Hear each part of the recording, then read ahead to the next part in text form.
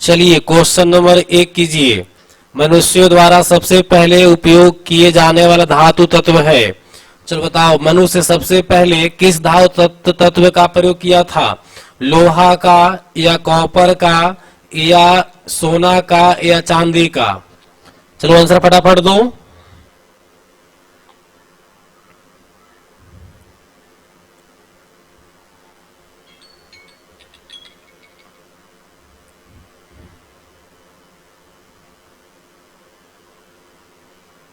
देखिए, सबसे पहले मनुष्य जो है कॉपर धातु का प्रयोग किया था। किसका प्रयोग किया था?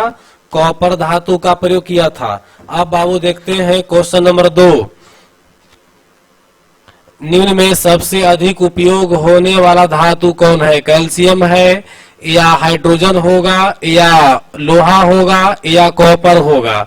सबसे ज्यादा प्रयोग में जो आने वाला धातु है वो सी ऑप्शन लोहा होगा। अब देखते हैं क्वेश्चन नंबर 3।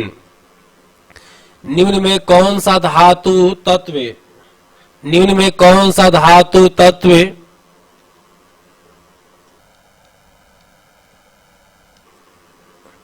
निम्न में कौन सा धातु तत्व मानव शरीर में सबसे अधिक मात्रा में उपस्थित रहती है? सोडियम होगा कि लोहा होगा, कैल्शियम होगा कि जिंक होगा? फटाफट आंसर दो बाबू। चलो एक लिस्ट आपको बना दे रहे हैं। मानव शरीर में सबसे ज्यादा जो है ऑक्सीजन की मात्रा होती है। ऑक्सीजन की मात्रा होती है, याद नोट कर लीजिएगा आप लोग, 65% ऑक्सीजन होता है बाबू। और कार्बन की मात्रा होता है 18%। कार्बन की मात्रा कितना होता है? 18%। और हाइड्रोजन की मात्रा होती है 10%। हाइड्रोजन की मात्रा 10% और कैल्शियम की मात्रा होती है 2%। तो याद रखिएगा, सबसे ज्यादा अगर पूछा जाए तो ऑक्सीजन नामक तत्व होगा हमारे शरीर में। लेकिन यहाँ तत्व का बात नहीं कर रहा है, धातु तत्व की बात कर रही है। तो धातु में देखिए, ऑक्सीजन भी जो है अधातु है, मतलब नॉन मेटल है। कार्बन भी नॉन मेटल है और हाइड्रोजन भी नॉन मेटल है। लेकिन कैल्शियम जो है क्या है? मेटल है। दैट मीन्स आंसर क्या मारेंगे? कैल्शियम मारेंगे। धातु में सबसे अधिक हमारे शरीर में कौन सा धातु पाया जाता है? कैल्शियम धातु पाया जाता है। लेकिन एलिमेंट में पूछा जाए तो सबसे अधिक कौन होगा? ऑक्सीजन होगा। 65% ऑक्सीजन पाया जाता है। अब पदार्थ में अगर बात करें तो पदार्थ में जल याद रखिएगा, हमारे बॉडी में सबसे अधिक मात्रा किसकी है? जल की है। 60 से 65% जल भी होता है। चलिए अब देखते हैं क्वेश्चन नंबर 4। निम्न में कौन सी धातु पृथ्वी में सर्वाधिक मात्रा में पाई जाती है? निम्नलिखित में कौन सी धातु पृथ्वी में सर्वाधिक मात्रा में पाई जाती है? पृथ्वी में पूछ रहा आपसे, तो पृथ्वी में सबसे अधिक मात्रा में क्या होगा ये बताइए।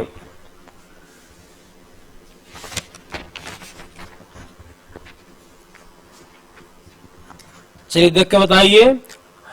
मरकरी होगा, कैल्शियम होगा कि एल्युमिनियम होगा या लोहा होगा?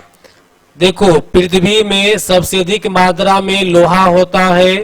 पृथ्वी में सबसे अधिक लोहा कितना? 35% है। पृथ्वी की पहले आप संरचना को समझिए।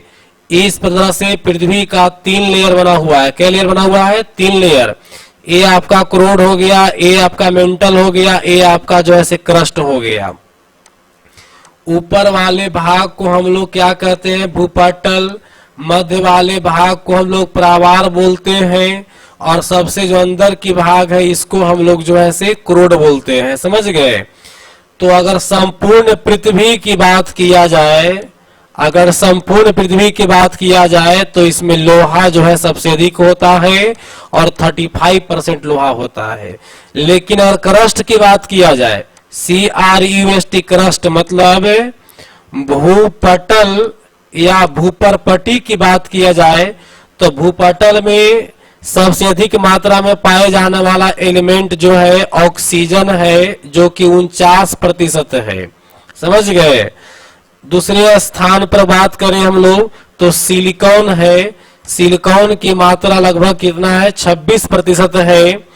और 3 नंबर स्थान पर एल्युमिनियम आएगा जो कि 8% है। और चौथे नंबर पर लोहा होगा जो लगभग कितना है 5% है।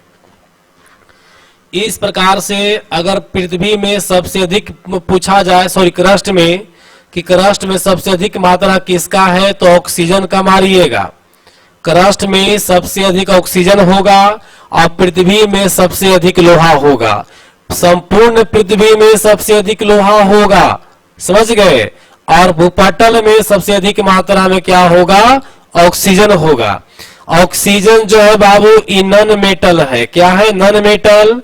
और सिलिकॉन भी जो नॉन मेटल है, एल्युमिनियम मेटल है, एल्युमिनियम क्या है, मेटल, और लोहा भी मेटल है। तो मेटल में सबसे अधिक कौन होगा, एल्युमिनियम होगा, और 2 नंबर पर लोहा होगा। बात समझ गए। चलिए अब चलते हैं क्वेश्चन नंबर 5 की ओर। 5 का आंसर दीजिए। संसार की सबसे हल्की धातु कौन है? सोडियम होगा, सीजियम होगा, ऑस्मियम होगा, लिथियम होगा, याद है? नहीं। देखो सबसे हल्का अगर हम लोग एलिमेंट की बात करें, एलिमेंट का मतलब तत्व का बात करें, तो वह सबसे हल्का तत्व कौन होगा, हाइड्रोजन होगा, समझ गए। और हाइड्रोजन से भी हल्का हमारा है इलेक्ट्रॉन, प्रोटॉन, न्यूट्रॉन, और यह तीनों में सबसे हल्का कौन हो गया, न्यूट्रॉन हो गया, रखिएगा, ठीक है। तो एलिमेंट में सबसे हल्का हाइड्रोजन होगा, लेकिन यह धातु पूछ रहा है, तो धातु में सबसे हल्का धातु कौन है, लिथियम है। क्योंकि देखिए 1 नंबर पर हाइड्रोजन है, 2 नंबर पर हीलियम आपका है, 3 नंबर पर लिथियम है। तो ये हो गया आपका नॉन मेटल, ये भी हो गया नॉन मेटल, और लिथियम क्या हो गया आपका, मेटल हो गया। तो मेटल में सबसे हल्का कौन हो जाएगा, लिथियम, जो कि ऑप्शन क्या होगा, सी होगा। अब चलते हैं क्वेश्चन नंबर 6 की ओर। निम्न में किस धातु को साधारण औजार से भी काटा जा सकता है? मतलब एक साधारण सा औजार से किसको काट सकते हैं? तो याद रखिएगा, पढ़े होंगे द प्रॉपर्टी ऑफ मेटल में कि धातुएं सामान्यतः कठोर होती है, लेकिन सोडियम जो धातु है, सोडियम ये वाला Na वाला जो 11 में है, और इसका एटॉमिक वेट कितना होता है, 23 होता है। यह सोडियम बहुत सॉफ्ट होता है, इसको हम लोग चाकू से भी काट सकते हैं। तो आंसर क्या हो जाएगा, छठा का आंसर क्या हो जाएगा, सी बिहार हो जाएगा। अब देखते हैं क्वेश्चन नंबर 7। निम्न में कौन सी धातु कमरे के ताप पर द्रव अवस्था में पाई जाती है? चलो बताओ फटाफट, कौन सी ऐसी धातु है जो कमरे के ताप पर द्रव अवस्था में पाई जाती है, बताइए। देखिए अगर हम लोग लिक्विड एलिमेंट की बात करें, तो लिक्विड एलिमेंट में आ जाएगा आपका सीजियम आ जाएगा, फ्रांसियम आ जाएगा, गैलियम आ जाएगा, मरकरी यानी हाइड्रोजीरम पारा आ जाएगा, और ब्रोमीन आ जाएगा। 5 ऐसे एलिमेंट्स हैं जो लिक्विड फॉर्म में पाए जाते हैं। फिर से रिपीट कर दें, सीजियम, फ्रांसियम, गैलियम, हाइड्रोजीरम यानी पारा। देखो Hg का मतलब होता है पारा, Hg का मतलब हुआ पारा, मतलब मरकरी, पारा या मरकरी इसको बोलते हैं। ये हो गया ब्रोमीन। ब्रोमीन जो है, ये 5 में ब्रोमीन जो है नॉन मेटल है। ब्रोमीन जो है क्या है, नॉन मेटल है, मतलब हिंदी में इसको क्या कहेंगे, अधातु कहेंगे। तो जितना भी लिक्विड एलिमेंट है बाबू, उसमें 4 गो जो है मेटल है, मतलब इसको बोल सकते हैं कि यह मेटालिक लिक्विड है। यह कैसा लिक्विड है, मेटालिक लिक्विड है। देखिए तो सीजियम और फ्रांसियम और गैलियम 3 गो जो है बॉडी टेम्परेचर पर लिक्विड होता है।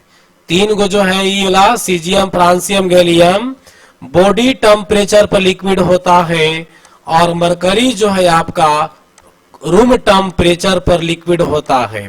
तो यहाँ कमरे के ताप पर पूछ रहा है तो क्या आंसर दीजिएगा, मरकरी हो जाएगा। और इसी में एग्जाम में प्रश्न आता है कि कौन सा ऐसा धातु है, कौन सा ऐसा धातु है जो हाथ पर रखते पिघलने लगता है, तो आंसर दीजिएगा सीजियम और फ्रांसियम, सीजियम और फ्रांसियम। चलिए क्वेश्चन नंबर 8 की ओर चलते हैं। क्वेश्चन नंबर 8 का आंसर दीजिए, भूपटल पर निम्न में सर्वाधिक मात्रा में पाई जाने वाला धातु तत्व है। अरे वाह, बहुत बढ़िया है। अभी बता चुके हैं कि अगर भूपटल में क्रस्ट में बात किया जाए, CRUST क्रस्ट, क्रस्ट का मतलब हो गया भूपटल, दैट मीन्स पृथ्वी का सबसे ऊपरी परत में ऑक्सीजन कितना बताए थे अभी, 49%, याद है। सिलिकॉन कितना बताए थे जी, सिलिकॉन बताए थे 26%, और एल्युमिनियम बताए थे 8%, लोहा बताए थे 5%, जिसमें ये दो गो जो आप देख रहे हैं, यह दो गो जो है नॉन मेटल है, दो क्या हो गया, नॉन मेटल है, और यह दो गो जो है क्या हो गया, मेटल हो गया। तो इस प्रकार से अगर यहाँ धातु की बात करें तो एल्युमिनियम और लोहा दो आंसर है। सबसे अधिक मात्रा में एल्युमिनियम होगा, दूसरे स्थान पर लोहा होगा। तो यहाँ देखिए ऑप्शन ए में लोहा भी है, बी में एल्युमिनियम भी है। तो लोहा कितना हमारा क्रस्ट में है, 5%, एल्युमिनियम कितना है, 8%। तो सर्वाधिक मात्रा में कौन हो जाएगा, एल्युमिनियम हो जाएगा। तो इसीलिए आंसर क्या देंगे, बिहार देंगे। अब चलते हैं क्वेश्चन नंबर 9 की ओर।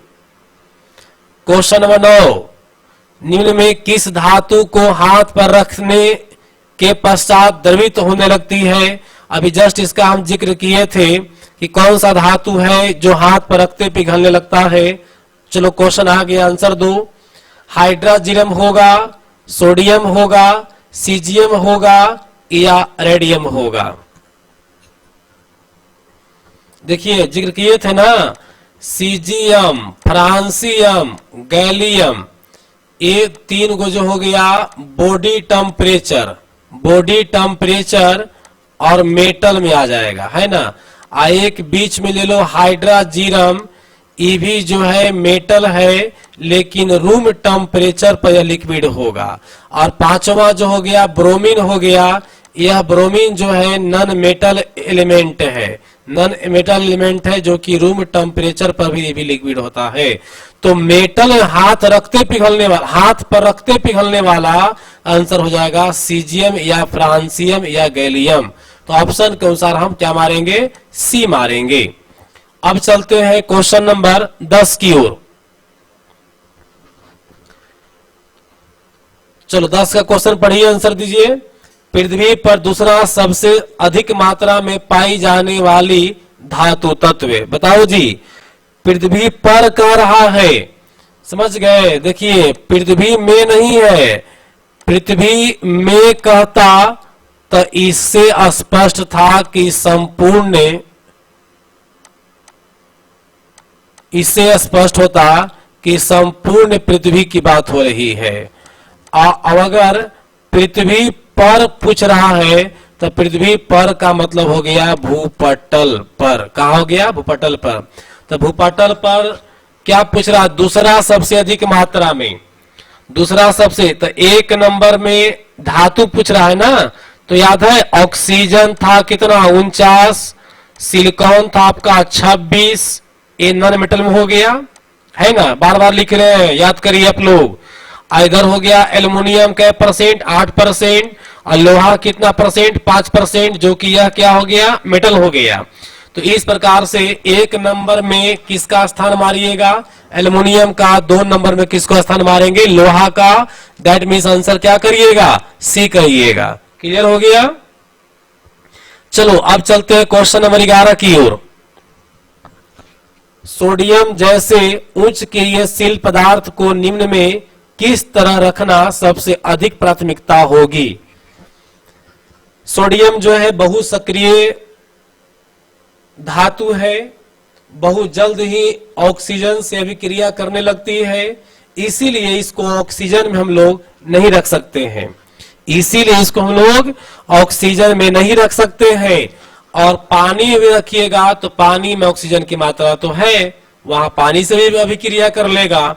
इसीलिए सोडियम को रखने के लिए सबसे बेस्ट तरीका हो गया मिट्टी का तेल। अब अक्सर एग्जाम में पूछे जाते हैं, यह पॉइंट भी आई है, नोट कर लीजिएगा। सोडियम को कहां रखते हैं? मिट्टी तेल में रखा जाता है। अब चलते हैं हम लोग क्वेश्चन नंबर 12 की ओर। चलिए क्वेश्चन नंबर 12 का आंसर दीजिए। इक्वा रेजिया नामक एसिड का बहुतायत रूप में प्रयोग किया जाता है। दैट मीन्स इक्वा रेजिया का नाम सुने होंगे। इक्वा रेजिया है ना बाबू, इक्वा रेजिया एसिड जो है एक हाई परफॉर्मल एसिड है। पता है आपको, H2SO4 की बात करिए, HCl की बात करिए, इसमें सोना न तो ई गला सकता है न सोना ई गला सकता है, लेकिन पता है इक्वा रेजिया जो है सोना को भी गला सकता है। तो इक्वा रेजिया का प्रयोग हम लोग खास करके सोना गलाने में ही करेंगे। ऑप्शन पढ़ते हैं। चांदी को संरक्षित करने के लिए, ऑप्शन ए। दूसरा ऑप्शन पढ़ेंगे संरक्षित मतलब बचाने के लिए, सोना को संरक्षित करने के लिए, मतलब सोना को बचाने के लिए नहीं। सोडियम को संरक्षित मतलब सोडियम बचाने के लिए नहीं। इनमें से कोई आंसर नहीं होगा। आंसर होगा एयू को गलाने में। एयू को गलाने में हम लोग प्रयोग किसका करते हैं? इक्वा रेजिया का। बेटा याद रखिएगा, याद रखिएगा, इक्वा रेजिया जो एसिड होता है इसमें 3 भाग जो होता है वो HCl होता है। 3 भाग क्या होता है इसमें? HCl होता है। 3 भाग HCl और 1 भाग जो है इसमें होता है HNO3। HCl को नाम तो जान ही रहे हैं आप, हाइड्रोक्लोरिक एसिड, और ये आपका हो गया HNO3 नाइट्रिक एसिड। यह हो गया आपका नाइट्रिक एसिड मतलब नाइट्रिक अम्ल हो गया। तो इक्वा रेजिया में 3 भाग HCl और 1 भाग HNO3 होगा। HNO3 का मतलब होता है नाइट्रिक अम्ल। HNO3 किसका फॉर्मूला है? नाइट्रिक अम्ल का है। क्लियर हो गया बच्चों? चलिए और याद रखिएगा, इक्वा रेजिया को हम लोग, इक्वा रेजिया को अम्लों का राजा भी कहते हैं। अम्लों का राजा, अम्लों का राजा भी कहते हैं, क्योंकि सबसे हाई परफॉर्मल एसिड माना जाता है इसको। कोई एसिड ऐसा है नहीं है जो सोना को गला सकता है, प्लेटिनम गला सकता है, लेकिन इक्वा रेजिया सोना, प्लेटिनम वगैरह को एकदम आसानी से गला सकता है। चलिए, और HCl का नाम सुने होंगे, जो हम लोग का बॉडी में स्रावित होता है भोजन को पचाने के लिए। अब चलते हैं क्वेश्चन नंबर 13 की ओर। मतदाताओं, मतदाताओं के द्वारा मतदान में हेरा फेरी से सुरक्षित रखने के लिए, चिन्हित करने के लिए नाखून पर किस पदार्थ का प्रयोग किया जाता है? बच्चे, आप लोग का अगर उम्र 18 साल हो गया होगा तो वोट किए होंगे, और अगर मान लो कि उम्र हो चुका है अब वोट नहीं किए हो तो वोट जरूर करिए। अपना वोटर लिस्ट में नाम जुड़वाइए, नहीं नाम है तो जब वोट करिएगा तो वहां पर आपके नाखून में एक निशान दिया जाता है तर्जनी अंगुली पर, ताकि आप जो है दोबारा वोट ना दे सके, बोकस वोट ना दे सके। बात समझ रहे हैं? उसी को हेरा फेरी बोला गया है या हेर फेर करने के लिए बोला गया है। तो किसका प्रयोग करते हैं बाबू? सिल्वर नाइट्रेट का। किसका प्रयोग करते हैं? सिल्वर नाइट्रेट का प्रयोग करते हैं। देखो यहां पर एक वर्ड है सिल्वर आयोडाइड, है ना? सिल्वर आयोडाइड का प्रयोग हम लोग कहां करते हैं? सिल्वर आयोडाइड का प्रयोग करते हैं कृत्रिम वर्षा में। सिल्वर आयोडाइड का हम लोग प्रयोग कहां करते हैं बाबू? कृत्रिम वर्षा में करते हैं। सिल्वर क्लोराइड को खास उपयोग नहीं है। एक है सिल्वर ब्रोमाइड। सिल्वर ब्रोमाइड को हम लोग फोटोग्राफी में प्रयोग करते हैं। याद रखिएगा, silver bromide photography, silver iodide कृत्रिम वर्षा। कृत्रिम वर्षा में सिल्वर आयोडाइड का प्रयोग होता है और फोटोग्राफी में सिल्वर ब्रोमाइड का प्रयोग होता है। और अगर फोटोग्राफी में भी अगर फिक्सर की बात करें, फिक्सर का, तो फिक्सर के रूप में हम लोग यूज करते हैं सोडियम थायोसल्फेट। सोडियम थायोसल्फेट का प्रयोग करते हैं। फोटोग्राफी में फिक्सर के रूप में किसका प्रयोग करते हैं? सोडियम थायोसल्फेट का। तो एक मन में प्रश्न बन रहा होगा कि तो सिल्वर ब्रोमाइड का प्रयोग कहां करेंगे सर? सिल्वर ब्रोमाइड का जानते हैं क्या बना होता है? रील बना होता था। पहले के जो कैमरा होता था उसमें मेमोरी कार्ड नहीं हुआ करती थी, रील होता था इस प्रकार से लंबा पूरा एकदम ऐसे, और ई पट्टी ऐसे कटिंग का निशान होता था। इस प्रकार इधर भी कटिंग का निशान होता था। समझ गए? ऐसे ऐसे बना होता था। इसी रील पर फोटो बनती थी जिसको निगेटिव कहते थे हम लोग। जिसको क्या कहते थे? निगेटिव कहते थे कि मेरा फोटो का निगेटिव है। तो फोटो के निगेटिव जो होती थी, तो नया रील पर इसी सिल्वर ब्रोमाइड का लेप रहता है। मतलब रील पर जो है क्या रहता है? लेप रहता है। तो एक बार फिर से रिकॉल कर देते हैं। सिल्वर आयोडाइड का प्रयोग कहां करेंगे? कृत्रिम वर्षा में। सिल्वर ब्रोमाइड का प्रयोग कहां करेंगे? फोटोग्राफी में करेंगे। रील पर लेप लगा होता था जो कि निगेटिव बनती थी, और फोटोग्राफी में ही फिक्सर के रूप में हम लोग सोडियम थायोसल्फेट का प्रयोग करते थे या करते हैं। चलिए अब एक बात और ध्यान दीजिए बाबू, जैसे अंगुली पर चिन्ह बनाने के लिए हम लोग तो सिल्वर नाइट्रेट का प्रयोग किए, लेकिन अगर मान लो कि ग्लास है, ग्लास का मतलब क्या हो गया? कांच हो गया। ग्लास का मतलब क्या हो गया? कांच। कांच पर पेन से नहीं लिखा सकता है, मार्कर से लिखेंगे मिट जाएगा। तो कांच पर अस्थायी रूप से अगर लिखना होगा तब उसमें हम लोग हाइड्रोजन ब्रोमाइड का प्रयोग करते थे। कांच पर निशान बनाने के लिए, कांच पर राइटिंग के लिए, लिखने के लिए किसका प्रयोग करते थे? हाइड्रोजन ब्रोमाइड का प्रयोग करते थे। अब चलते हैं क्वेश्चन नंबर 14 की ओर। निम्न में कौन सा उपयोग धातु का नहीं है? किसमें जो है धातु का उपयोग नहीं होता है? देखो ऑप्शन ए है कृत्रिम वर्षा। तो कृत्रिम वर्षा में बात हो चुका है। सिल्वर आयोडाइड, सिल्वर आयोडाइड मतलब हो गया AgI हो गया। मतलब इसमें सिल्वर होगा और आयोडीन होगा। सिल्वर होगा और क्या होगा? आयोडीन। नमक के निर्माण में क्या क्या होगा? सोडियम होगा और क्लोरीन होगा। चौक बनाने में किसका प्रयोग करेंगे बाबू? चौक बनाने में प्रयोग करेंगे हम लोग CaCO3 का। चौक बनाने में किसका प्रयोग करेंगे? CaCO3 का। तो और अब ऑप्शन तो है नहीं, करा किसमें धातु का उपयोग नहीं होगा? कृत्रिम वर्षा में सिल्वर धातु है, नमक में सोडियम धातु है, चौक बनाने में कैल्शियम धातु है। तीनों ऑप्शन में धातु का प्रयोग हो रहा है, लेकिन आपसे पूछा क्या जा रहा है? किसमें धातु नहीं है? दैट मीन्स आंसर क्या देंगे? डी देंगे। अब चलते हैं क्वेश्चन नंबर 15 की ओर।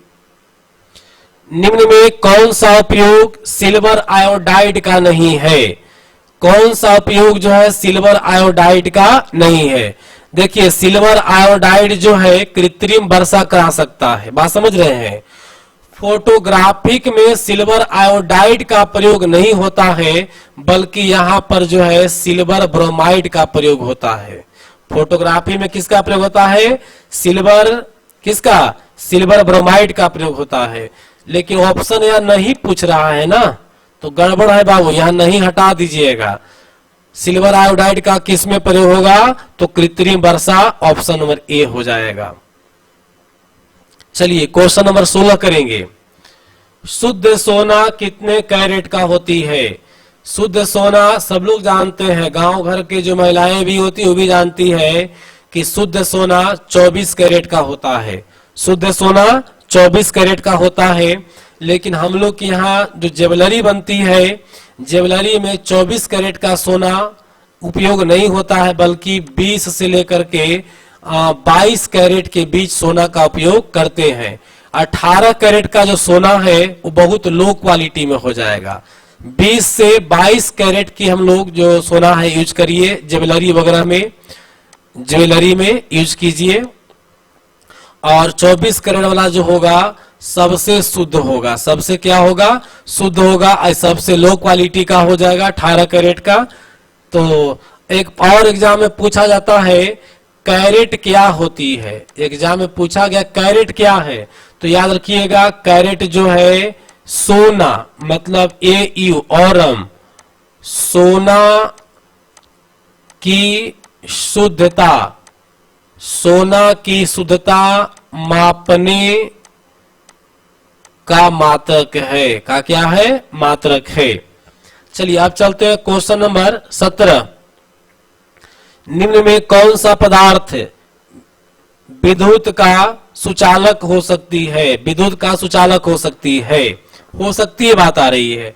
सल्फर, सल्फर नॉन मेटल है और यह पूर्ण रूप से जो है बेटा क्या है? कुचालक है। वायु, वायु भी जो है कुचालक होती है, लेकिन याद रहे बहुत कम दाब हो, अति अल्प दाब अगर वायु दाब हो जाए तो हवा भी सुचालक हो सकती है, लेकिन उसको न के बराबर समझेंगे। क्लोरीन, क्लोरीन भी जो है बाबू नॉन मेटल है, दैट मीन्स ये भी क्या है? कुचालक है। लेकिन कार्बन की बात करें तो ये भी जो है नॉन मेटल है, लेकिन कार्बन जो है अर्धचालक में आता है। कार्बन किस में आता है? अर्धचालक में, मतलब इसमें करंट बहती है। दैट मीन्स कह सकते हैं कि आंसर क्या होगा? डी होगा। चलिए अब चलते हैं क्वेश्चन नंबर 18 की ओर।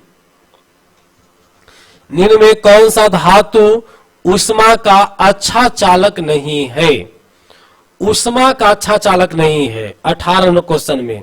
बेटा बात समझिएगा, आपको लग रहा हो चांदी जो है, चांदी जो है ना सबसे अच्छा है, चांदी जो है सबसे अच्छा चालक है, याद रखिएगा बेटा सबसे अच्छा चालक है। यानी कह सकते हैं कि चांदी जो है गुड कंडक्टर है। लोहा नॉर्मल हो गया, तांबा भी ठीक ठाक है। मरकरी जो है, मरकरी यह जो है बैड कंडक्टर है। कैसा है? बैड कंडक्टर, मतलब ऊष्मा का अच्छा चालक नहीं है।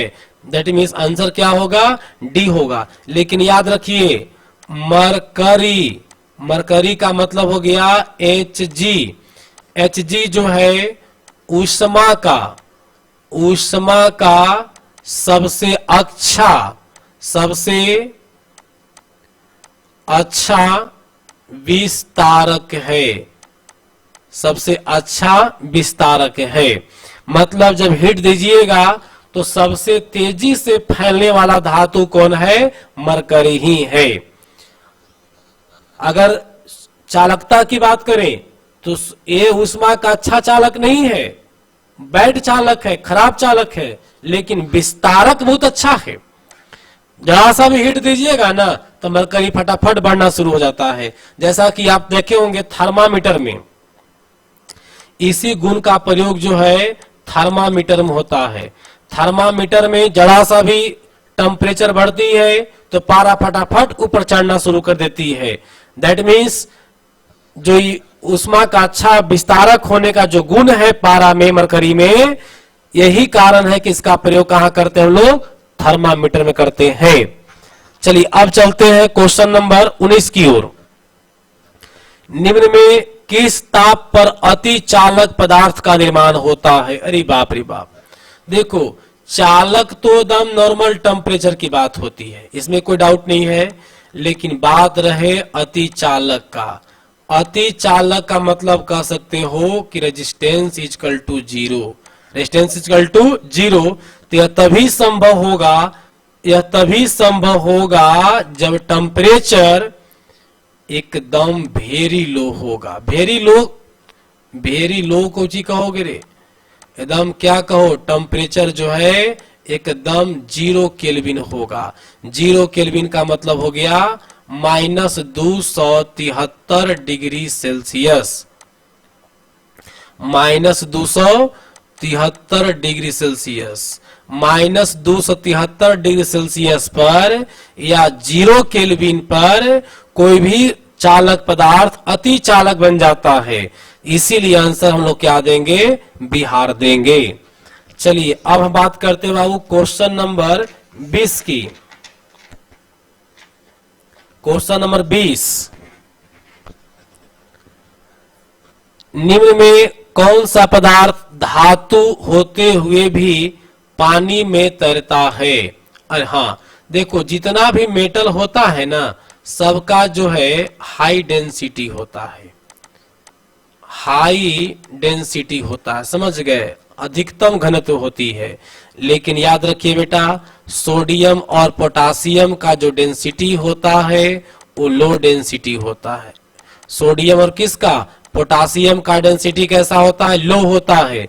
इसीलिए यह पानी में आसानी से तैर सकता है। तो 20 का आंसर क्या मारेंगे, सी मारेंगे। अब चलते हम लोग क्वेश्चन नंबर 21 की ओर। एक बर्तन में पूर्ण रूप से पारा भरा गया है, ठीक है। यदि इस स्थिति में इसमें लोहा का कण डाला जाए, जैसे देखो इस बर्तन में मान लो कि पूरा पारा भर दिया गया है, Hg भर दिया गया है, पारा मरकरी। अब इसमें लोहा का कण हम लोग डाल रहे हैं, Fe डाल रहे हैं, समझ गए। तब क्या होगा पता होना चाहिए बेटा, जो पारा का डेंसिटी होता है, पारा का जो डेंसिटी होता है वो अधिक होता है लोहा का डेंसिटी से।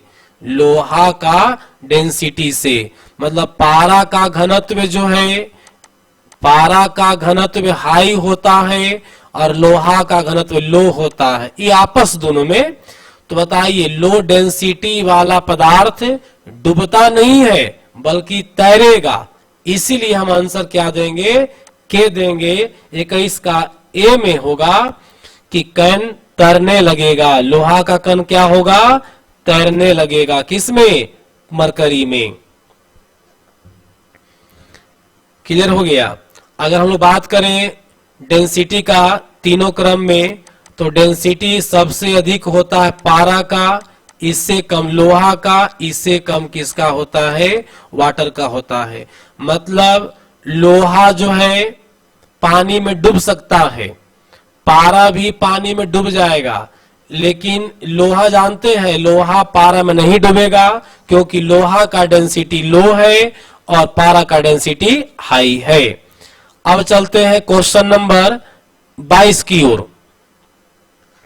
अमलगम, देखो अमलगम कहते किसको है, अमलगम का मतलब हुआ, खास करके अमलगम जो शब्द है बाबू, वह बैटरी के लिए यूज होता है। किसके लिए होता है, बैटरी के लिए। बैटरी का जो प्लेट होता है, बैटरी का जो प्लेट होता है ना, ये वाला प्लेट में अशुद्धिक रूप में लोहा होती प्रेजेंट, समझ गए। जस्ता के साथ क्या होता है, लोहा। तो जैसे अभी क्रिया करेगा तो इसमें से इस प्रकार से लोहा के कण टूट टूट करके गिरने लगेगा और बर्तन के पेंदा में लोहा कण अलगे जाकर के क्या हो जाएगा, बैठ जाएगा। तो जो सेल होगा तो लोहा का सपोर्ट नहीं ना मिला करंट में, तो नुकसान होगा। तो क्या किया जाएगा, इस पर अगर हम लोग ऐसे पारा का जो लेप चढ़ा देंगे पूरी तरह से, तो पारा का लेप चढ़ाने से लोहा गिरेगा नहीं बल्कि उसी में चिपका हुआ रहेगा। तो बैटरी के प्लेट में जस्ता के साथ साथ लोहा उपस्थित होती है अशुद्धिक रूप में। जब प्लेट बॉडी में रखाती है, अभिक्रिया प्रारंभ होती है, तो लोहा का पार्टिकल्स जो है प्लेट से टूट कर करके अलग हो जाएगा। तो क्या लोहा के द्वारा जो करंट पैदा होगा वो हम लोग को सपोर्ट करेगा? नहीं सपोर्ट करेगा, क्योंकि लोहा का जो कण पेंदा में बैठ गया, बर्तन के पेंदा में बैठ गया, उससे बना हुआ करंट हम लोग कैसे प्राप्त हो सकता है? इसीलिए लोहा जो नीचे पेंदा में बैठ गया वो एक प्रकार का डैमेज है। इसी को रोकने के लिए हम लोग प्लेट पर मरकरी का अमलगम चढ़ाते हैं। मरकरी का अमलगम चढ़ाते हैं। दैट मीन्स क्या आंसर मारेंगे? सी मारेंगे। मरकरी का अमलगम चढ़ा देने से लोहा पारा में तो डूबती नहीं है, बल्कि पारा जो है लोहा को ऊपर ही छान के रखे हुए रहेगा। बात समझ रहे हैं? तो अमलगम में किसका प्रयोग करेंगे? मरकरी का प्रयोग करेंगे। क्वेश्चन नंबर 23 की ओर चलिए। निम्न में धातुओं के किस गुण के कारण उसकी तार बनाई जाती है? आघातवर्धनीयता के कारण, कि तन्यता के कारण, कि चलकता के कारण, किसके कारण? चलिए बताइए। देखिए, आघातवर्धनीयता में क्या होता है? चादर का निर्माण होता है। चादर का मतलब हुआ सीट का निर्माण होता है। तन्यता में तार का निर्माण होता है, मतलब ट्यूब का निर्माण होता है। ट्यूब जैसी स्ट्रक्चर का निर्माण होता है। तो आप ये बताइए कि धातुओं के किस गुण के कारण तार बनेगा? तो तन्यता के कारण। सबसे तन्य धातु जो है सोना होता है। कौन होता है? सबसे तन्य धातु कौन होता है? सोना। 1 ग्राम सोना से 2 किलोमीटर लंबी तार बन सकती है। 2 किलोमीटर लंबी तार बन सकती है, याद रखिएगा बेटा। 1 ग्राम सोना से 2 किलोमीटर लंबी तार बनाई जा सकती है, इतना ही पतला हो सकता है। तो आघातवर्धनीयता से क्या बनेगा? चादर या सीट। तन्यता से क्या बनेगा? तार बनेगा। क्लियर हो गया? अब चलते हैं क्वेश्चन नंबर 24 की ओर। निम्न में किस गुण अधातुओं में नहीं या कम पाई जाती है? मतलब कौन सा ऐसा गुण है जो अधातु में नहीं पाया जाता है? समझ गया? देखिए, बेरवेदार, ये सही है। ब्रिटलेस, बेरवेदार का मतलब पाउडर जैसा। ब्रिटलेस मतलब मारे तो फूट जाए। चलकता, दैट राइट। अधातुओं में चालकता का गुण नहीं होता है। आपसे क्या पूछ रहा है कि नहीं या कम होता है? तो आंसर क्या मारेंगे? सी। मतलब अधातुओं में चालकता का गुण नहीं होती है। आंसर क्या मारेंगे? सी। अब चलते हैं क्वेश्चन नंबर 25 की ओर। निम्न में कौन सा गुण धातुओं में नहीं पाई जाती है? अबरी धातु पूछ रहा है, धातुओं में नहीं पाया जाता है ना? बताइए। चालकता, तन्यता, इलेक्ट्रॉन ग्रहण करना। देखो, चालकता जो है ये तो है मेटल का एकदम प्रमुख गुण में आ जाएगा। तन्यता मतलब क्या? तार बनाना। यह भी गुण किसका है? मेटल का है। इलेक्ट्रॉन ग्रहण करना, यह गुण किसका है? नॉन मेटल का, याद रखिएगा। दैट मीन्स इलेक्ट्रॉन ग्रहण करना किसका काम है? इलेक्ट्रॉन ग्रहण करना काम धातु का नहीं है, बल्कि अधातुओं का है। तो पूछ रहा है कि कौन सा गुण धातुओं में नहीं पाई जाती है? तो आंसर क्या हो जाएगा? सी। धातुओं में जो है इसका उल्टा होता है, इलेक्ट्रॉन त्यागने का गुण होता है। याद रखिए बेटा। देखिए, मेटल जो होता है, मेटल 2-3 पॉइंट याद रखिएगा। यह नेचर से पॉजिटिव होगा, इलेक्ट्रॉन त्यागने की इसमें क्षमता होगी। मेटल पॉजिटिव होगा और इलेक्ट्रॉन त्यागने की क्षमता होगी।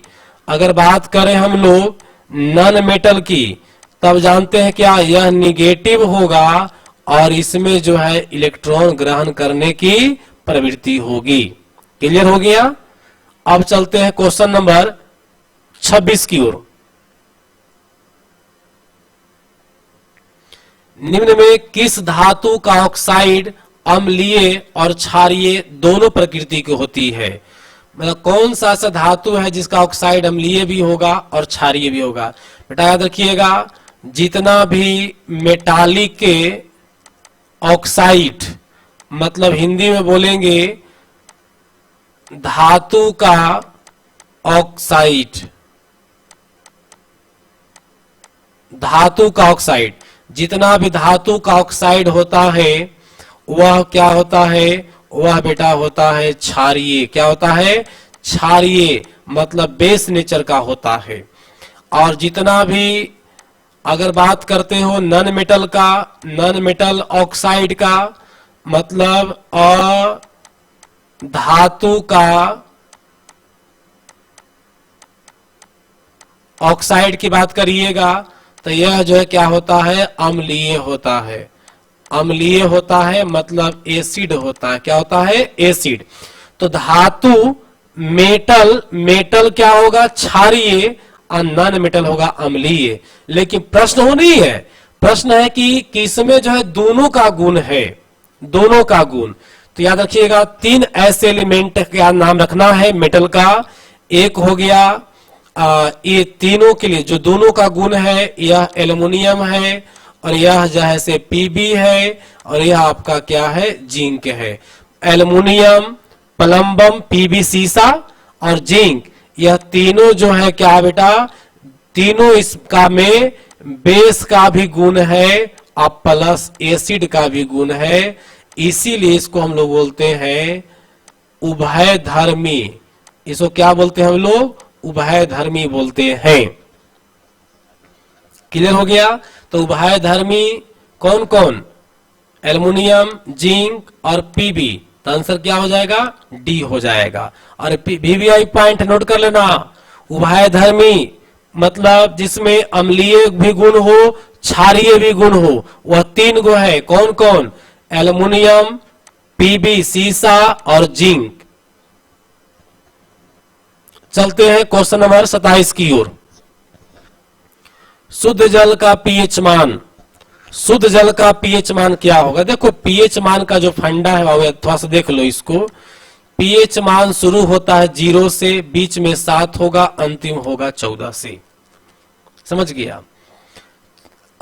इधर जो है हाई नेगेटिवली है, इधर जो है बहुत पॉजिटिवली है, बीच में 0 है। बीच में जो भी पदार्थ होगा वह उदासीन होगा, और इधर जो भी पदार्थ होगा 7 के बाद ये जो होगा वो क्या होगा, क्षारीय होगा, और 7 से जो भी कम होगा वो क्या होगा, अम्लीय होगा। तो जिसका मान, जिसका पीएच मान, जिसका पीएच मान क्या हो, जिसका पीएच मान 7 से बड़ा हो, जिसका पीएच मान 7 से बड़ा हो तब वह क्या कहलाएगा बेटा, क्षारीय कहलाएगा। जिसका पीएच मान 7 से कम हो वह क्या कहलाएगा, अम्लीय कहलाएगा। देखिएगा। और जिसका पीएच मान 7 के बराबर हो वह जो है क्या कहलाएगा, उदासीन होगा, उदासीन होगा। क्लियर हो गया।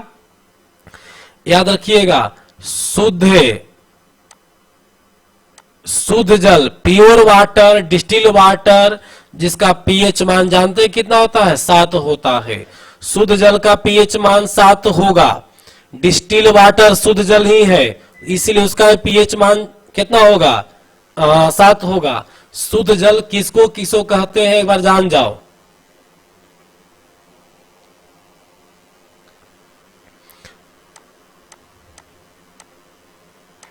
शुद्ध जल, देखिए पहला बोलेंगे हम लोग डिस्टिल्ड वाटर।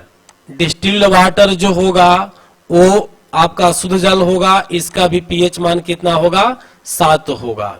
बात समझ रहे हैं। आसुत जल, आसुत जल मतलब हो गया कि भाप से जो बनाया जाता है पानी, उसका पीएच मान कितना होगा, 7 होगा। फिर एक होता है आश्वित जल, आश्वित जल का पीएच मान भी कितना होगा, 7 होगा।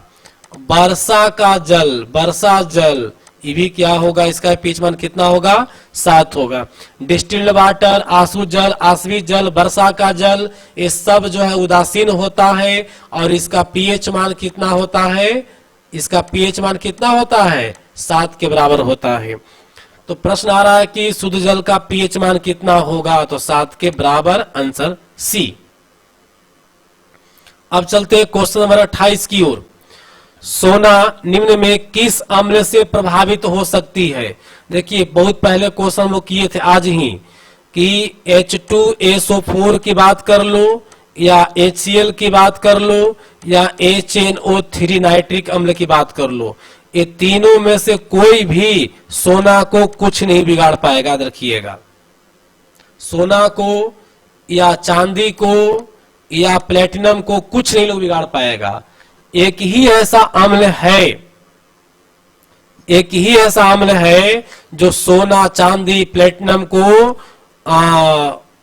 गला सकता है, इक्वा रेजिया। कौन गलावेगा? इक्वा रेजिया। इक्वा रेजिया जिसमें याद होगा बताए थे आज 3 भाग HCl होगा और प्लस 1 भाग होगा HNO3 होगा। याद रखिएगा, तो नाइट्रिक अम्ल होगा? नहीं होगा, नाइट्रिक अम्ल ऑप्शन नहीं होगा, हाइड्रोक्लोरिक अम्ल भी नहीं होगा, दोनों का मिश्रण से, समझ गए? हाँ बात सही है, HCl और HNO3 के मिश्रण से सोना पर प्रभाव पड़ सकता है।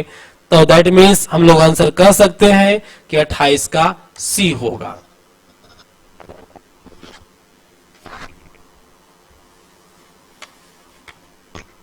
चलिए, और रसायनों की राजा, रसायनों की राजा H2SO4 को नोट कर लीजिएगा। रसायनों की राजा H2SO4 और अम्लों का राजा पूछे, अम्लों का राजा तो इक्वा रेजिया। अम्लों का राजा क्या हो जाएगा? इक्वा रेजिया हो जाएगा। रखिएगा। चलिए अब चलते हैं क्वेश्चन नंबर 29 की ओर। निम्न में किस पदार्थ को चाइनीज व्हाइट के नाम से जाना जाता है? व्हाइट मतलब उजला है ना बाबू।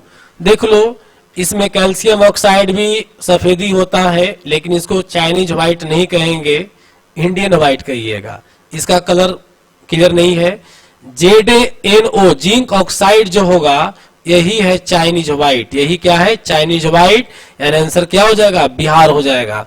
जानते हैं, इसको क्लियर करने के लिए आप लोग एटम का पैकेज देखिएगा, पीछे लास्ट में दिया हुआ है रासायनिक पदार्थ और उसका व्यापारिक नाम और उसका फॉर्मूला दिया हुआ है।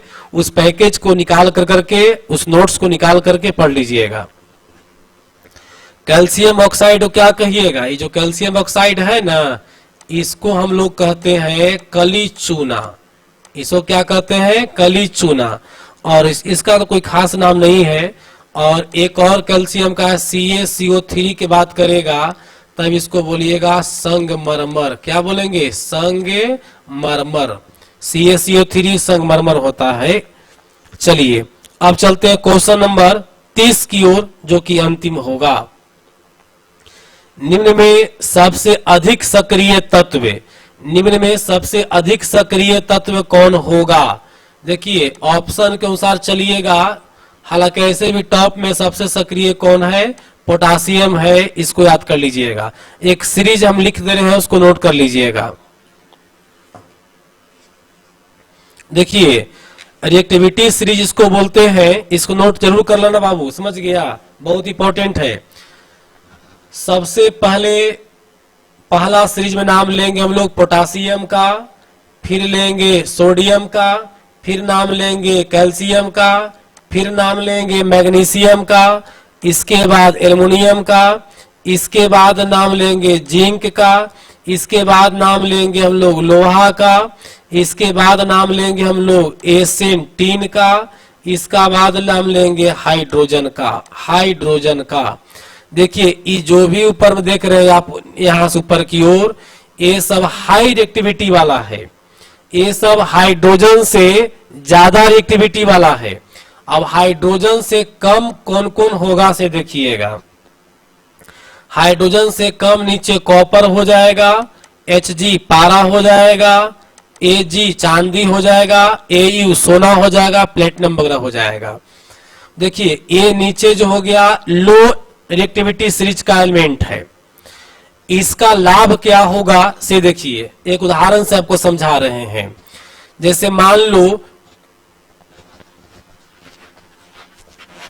जैसे कि मान लो कि लिखा हुआ है कॉपर प्लस H2SO4 बराबर CuSO4 प्लस H2। मतलब कॉपर सल्फेट को सल्फ्यूरिक अम्ल से भी क्रिया कराया गया है, तो कॉपर जो है हाइड्रोजन को हटा दिया और कॉपर सल्फेट का निर्माण किया। यह पॉसिबल नहीं है, यह रिएक्शन पॉसिबल नहीं है, इसलिए कि कॉपर जो है ना बाबू, कॉपर ये हाइड्रोजन से कम दिमाग वाला है, हाइड्रोजन से कम दिमाग वाला है, इसीलिए हाइड्रोजन को ये हटा नहीं सकता है। कम दिमाग वाला मतलब समझा, कम रिएक्टिव है। जैसे समझो ऐसे कि हाइड्रोजन जो है ना सल्फेट SO4 ये दोनों आपस में दोस्त है, ये प्लस है ये माइनस है, मतलब इसको मेल समझो और इसको फीमेल समझो, तो ये दोनों आपस में दोस्ती कैले है, समझ गया। ये कॉपर के पास दिमाग कम है, ये कह रहा है ना कि चलो सिंघाड़ा खिलावेंगे। सोचो जब हाइड्रोजन डेली रसगुल्ला खिलावेगा, खिला रहा किसको, SO4 को, तो क्या कॉपर के सिंघाड़ा खिलाने से सल्फेट इसके साथ आ सकता है? सोचो कि ज्यादा रिएक्टिव हाइड्रोजन इसको खूब सम्मान दे रहा है, खूब इज्जत दे रहा है, किसको, सल्फेट को, तो कॉपर के कहने से क्या होगा, कुछ नहीं होगा। दैट मीन्स सल्फेट कॉपर के साथ नहीं आएगा, यह रिएक्शन पॉसिबल नहीं है। अगर हम बात करें दूसरे टाइप का, अगर यही रहता हम लोग का जानते हैं Fe प्लस H2SO4 बराबर, तब बन जाएगा FeSO4 प्लस H2 मुक्त होगा। अब हो जाएगा, देखो लोहा और हाइड्रोजन, हाइड्रोजन से लोहा कहाँ है, ऊपर है ना, मतलब लोहा तेज तराज है, तो क्या किया कि हाइड्रोजन को हटा दिया और यहां पर सल्फेट से दोस्ती कर लिया। बात समझ गए। तो ई रिएक्टिविटी सीरीज का काम खास करके यही डिस्प्लेसमेंट केमिकल रिएक्शन में या विस्थापन रासायनिक अभिक्रिया में ज्यादातर काम आता है। इसको, इस सीरीज को याद कर लीजिएगा, VVI एकदम है। चलिए आज का क्लास यहीं पर समाप्त करते हैं, फिर मिलेंगे हम लोग अगले क्लास में।